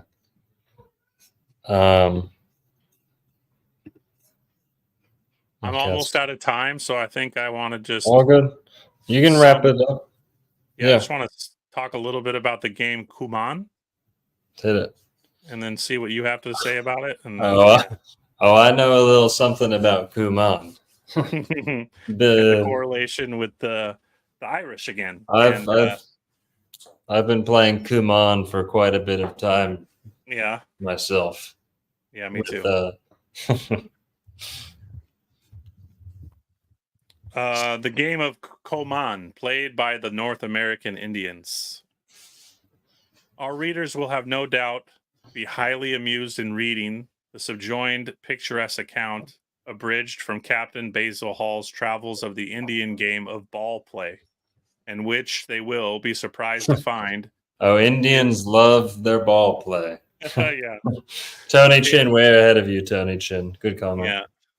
Is in every respect similar to the favorite game of Kuman as played in Ireland, which goes by what other name? You mentioned it to me earlier. Hurling? Hurling, yes. Nice. We may naturally inquire how has this curious coincidence originated. That it should be accidental is very improbable. And are we then to conclude that the Irish and the Creek Indians are descended from the same stock? Do not laugh at the folly of this supposition. It is not quite so ridiculous as you may suppose. You all know that our Phoenician origin has been asserted, and we might add, proved by our historians. This is a book from the late 1800s. And antiquarians of our own parts to a certain extent. We have no doubt on this point. Don't you love how they're talking? Just like you were saying, the Greeks are Greeks. Yeah. In the late 1800s, they were even saying, we're Phoenicians. You don't hear that now. Similar origin has been also assigned to the North American Indians by the writer of the Universal History and by a vast number of other learned men. And the probability of the conjecture has been wonderfully strengthened in our times by the discovery of various remains of antiquity similar to those of the Old World, and proving the occupation of the country at a more remote time by a civilized race. Let it be remembered, too, that those Indians are altogether unlike other savages. Again, they're talking about the Creeks, that they have the finest intellectual capabilities and are brought without difficulty into the habits of civilized life. It is remarkable also that a singular coincidence is found in many of their primitive words with those of the Irish, as for instance, Iska, water, Innis, island, Bogo, soft or oft, and coincidences that could hardly be a result of chance. How sublime is it, the probable supposition that the two branches of the same family, after journeying in directly opposite courses and making a circuit of the globe, are again united in one community after a lapse of 3,000 years. So yes, again, the origins are here, and we're all coming full circle. That whole Atlantis narrative, that we're all coming back to Atlantis. We should not take leave of this curious subject without noticing the game of Kuman. Like that of chess, it's proved historically to be the highest antiquity in Ireland. In the will of Sahir More, monarch of Ireland, Kabir maybe, apologize for the poor quality, in the 2nd century, preserved in the book of Lacan in the library of the Royal Irish Academy, the monarch leaves to Kimthian 50 hurling balls of brass and as many brazen kuman. Captain Basil Hall entered the country of the Creek Indian in the month of April 1828. In his own peculiarly lively and amusing way, he describes various customs and ceremonies he saw practice. But we have at present to do with nothing but the ball play. 50 strong and stout Indians from one village are pitted against 50 equally strong and nimble from another village.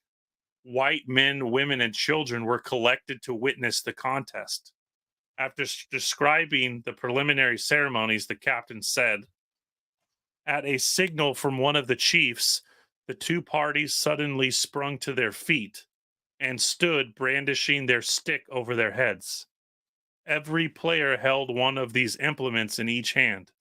They were formed of light, tough wood, I think willow, about 2 feet long and as thick as my thumb.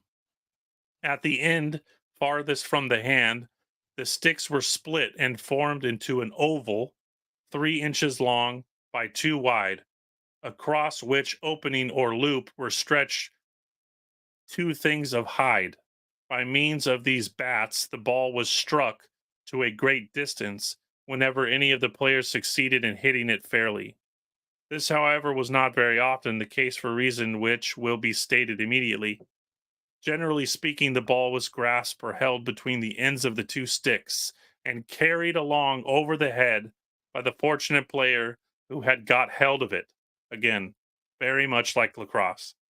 The ball was pretty much like that used in tennis courts, not as hard, being formed out of rawhide stuffed with deer's hair. Anyways, it goes on, and it goes on to further make more correlations, not only between the language of the Creeks, the gameplay of the ceremony, but then it correlates the more northern Indians of Canada and the sport of lacrosse as we know it today. Shall Oh, we yeah. which you played, so you're quite familiar, and I think you've talked about this on your show before. So, Oh, well, total lax, bro. yeah, but yeah. So again, for the sake of time, we'll end it there. I won't read too much more, but yeah, people can look it up. The game of Kuman, which I did a pretty easy dive linguistically. And not only does the game, but the language take you to a group called the Kumans or the Kumans.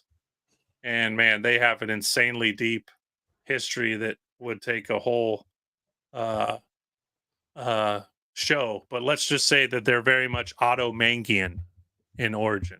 Go figure, of course, right? And tied not only to the Armenian, but the Georgia stock. The Turkish, right? Doesn't that just sound like the Creek again, right? Many Turkish overlays with the Creek Indians, huh? Yeah, not to mention Turkey. Exactly.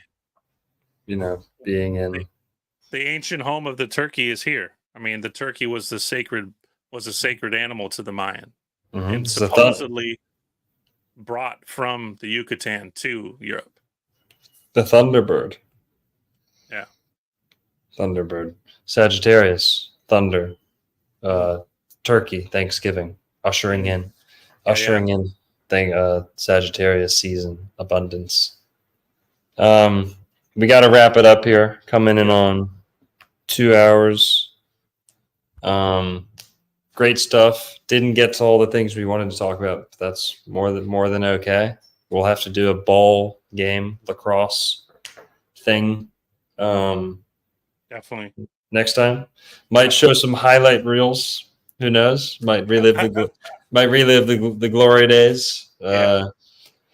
Lacrosse was something I grew up doing, and love it.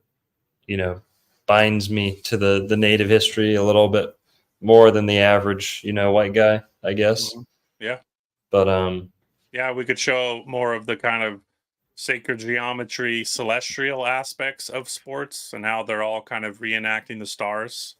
Kind of the Mercury was often a god depicted at the Olympics, the messenger. And we could get into some of the astrological stuff, which would be fun. Talk about the Olympics and the astrological representation of the Olympics, especially in the sky, and connect more of it again to Florida and in America. Yep. Hey, Stay White. I saw you were complaining about natives not being tall. You're just flat out wrong. By the way, you must have never seen The One Who Flew Over the Cuckoo's Nest, featuring the Muskogee actor William Sampson Jr. Stood 6'7". Okay. You must have never heard of. We got a whole list of these guys. I'm scanning.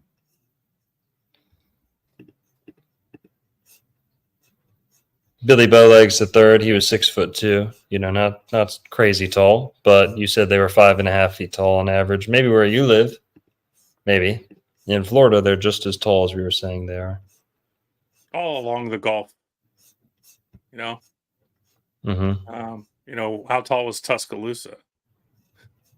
He was said to be 10 feet tall. Yeah.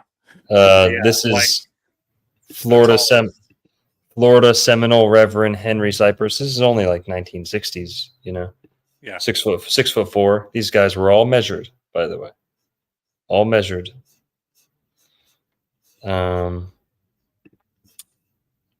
Florida Seminole, Captain Tom Tiger. And by the way, Stay White. You want to know where your white Native Americans are? That's a Scottish dude. Yeah, the Tartan with a mustache, with plaid. Look how many Seminole leaders had. It happened. Had Mick last name. Yes. The issue here, Stay White, is that you have one preconceived notion of how this all happened, and seeing anything outside of that, you may not agree with what we're saying, but you're just in outright denial, which is no point of intelligence. I appreciate you supporting the channel, but don't just comment paragraphs complaining about us telling the truth.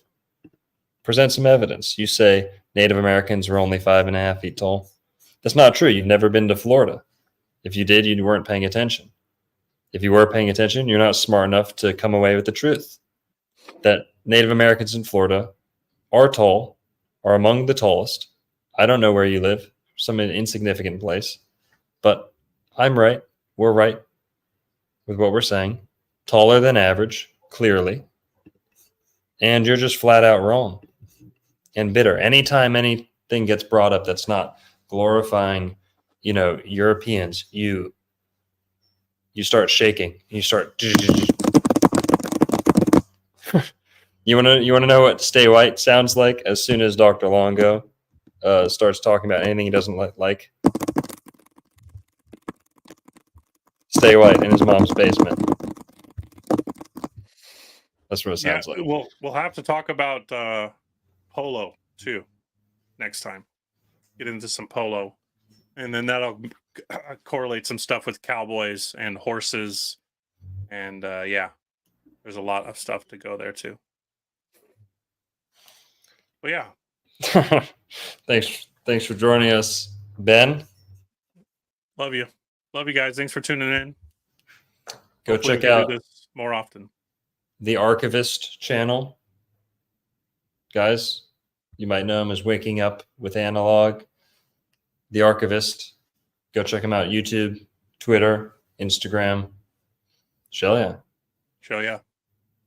Thanks Love you guys. that was some crazy gravy, dude, on the Greek Creek Albany, Olympus. Yeah. Crazy. Yeah. We'll follow up with the ball game video coming soon. Excuse me. All right, Ben. Have a good night, man. You too. Love you guys. Thanks for tuning in. Peace. I'm going to promote my stuff here for another couple minutes. Don't want to bore you. Don't want to I'm keep going to you. sign out. Totes. Love Peace. you guys. Bye, guys. Well, all right. Guys, that was pretty cool. Stay white. We can run through a couple more of these if you'd like. Like I said, appreciate the support, but just quit whining. So easily triggered. It's like so predictable. You're like a little brother that I'm like, dragging along through all these videos. Okay, we get it. Try and give you a chance. Black Seminole. You said there aren't any white or black Indians. You're just wrong. Now, you might not have the explanation for it, but that's not my problem. They existed. They were tall. You're wrong. You're not paying attention. And you're just either too political or too emotional when you're watching things. So yeah, just slow down on the typing me a hurricane every time I talk about something you don't like. Shut up. They were tall.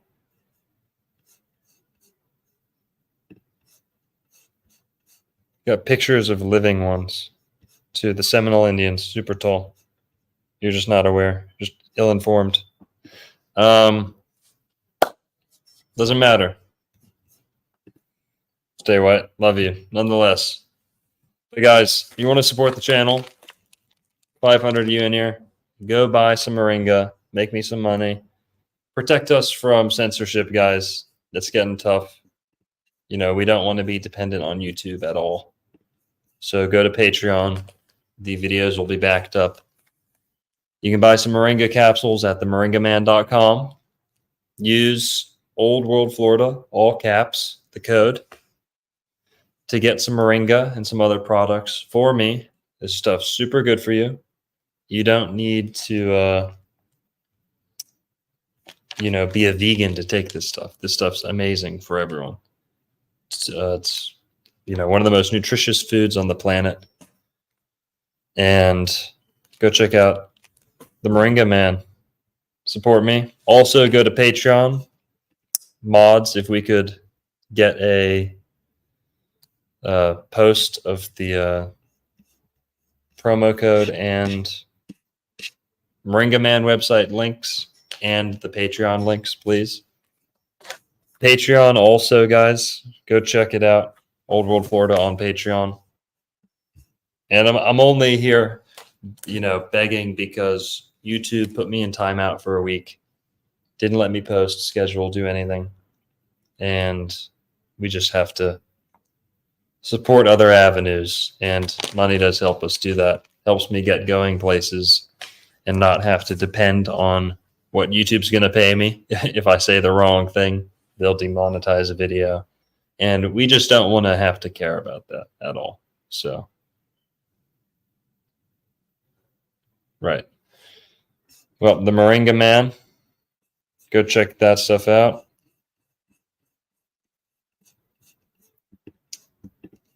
Rob T, thanks for the $10. Longo, can you research the Hopewell and their connections to the Nephites of the Book of Mormon? Oh yeah, I have. I've done some videos on it. I'm big into that stuff. I love watching Wayne May and, reading Barry Fell, but watching Wayne May, he's super compelling.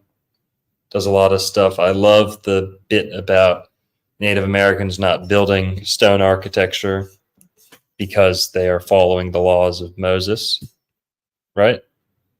Stay White's going to love that one. Give me 1 sec. My girlfriend's calling me. Guys, hang in here. Go buy some moringa while I'm on the phone.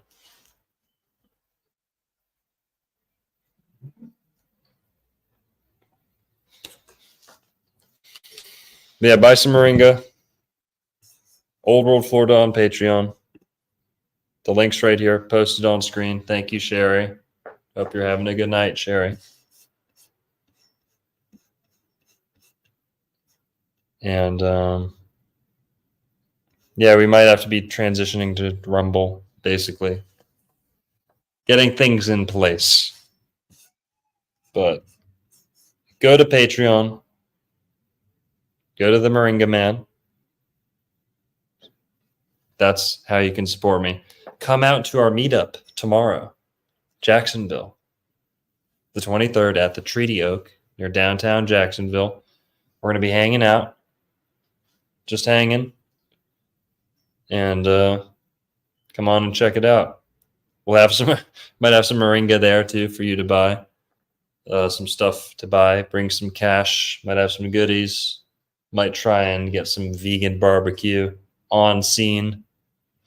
We'll see how it goes, but going to be hanging out in Jacksonville tomorrow,